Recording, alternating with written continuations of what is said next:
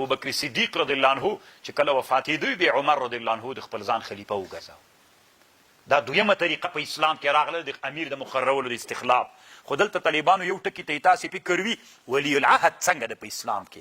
ولی العهد دې ته ویل کېږي چې پاچا راجیګ سي، ځکه دا هم د استخلاف بحث ده چې کله پاچا راجیګ سي مړ کېږي ځکه بیا په ژوند کې یو سړی خپل زوی ولی العهد وګرځي. داسې وایي چې زه مړ سوم پس له مرګه دما نه به دما زوی هغه وي. ګوره یو خو پردی سړی چې زه مړ سوم پلانی به هغه استخلاف ده. یو طالبانو ولی العهد، ولی العهد دا معنی چې د دې خاندان سړی وي، زوی وي، مسی وي. دا ولی العهد څنګه ده؟ نو طالبانو علامه قلقشندي یو کتاب جوړ کړی ده، مآثر الانافه فی معالم الخلافه. په دې کتاب کې یوه خبر کړې ده، دلته یې لیکلي دي وي د اسلام په تاریخ کې اسلامي حکومتونو ته یو لویه ضربه چې رسولې دې رسولې چې پلار یې په ګدۍ د حکومت کې ناستلی ده.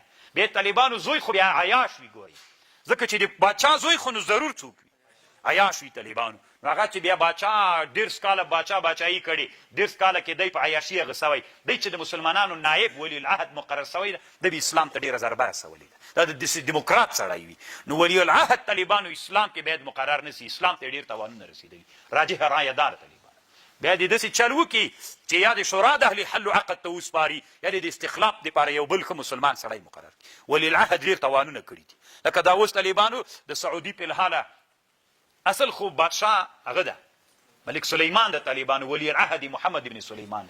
ولی العهد مونږ په خپل ژوند وینو طالبانو چې وکړي.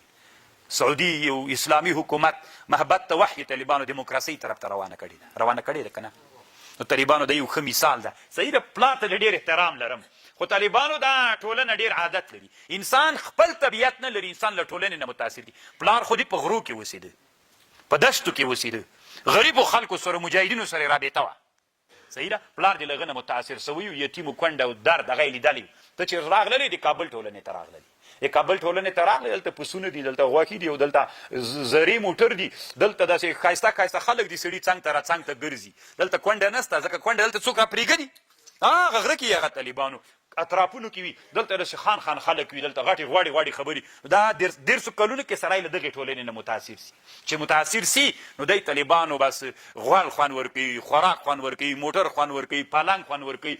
چې لږ ګرمي سي دا ارکنډیشن ولګوه سړیه او 20 رقم ته شامپوګانې په تشناب کې هلته خو بیخي تشناب موجود نو په تیږه ودرېږه، په سر باندې اوبه واچوه، داسې ژوند وکړه دی موږ تاسې اطرافونو ژوند کې. نو بیا دلته دی له د عیاشي نه دی چې بیا په ګدۍ باندې کیني، بیا طالبانو دی دلته عیاشي کې بیا اسلام بیا حراست الدین دی نسي کولی. ځکه چې دی په 24 ساعتو کې په 18 رقم ته شامپو باندې ځان مینځي، دی بیا حراست الدین کوی سي. دا چې هلته لږ شړنګ جګ سي بیا دی وایي چې لکه سې لاره لې پکې. نو دی بیا کوشش کوي چې کافرانو سره هم لږ ملګرتیا ډېره کړي. اسلامي خلافت او اسلامي حکومت حراست الدین و سیاست الدنیا به. ټولنې طالبانو انسانان بدلوي.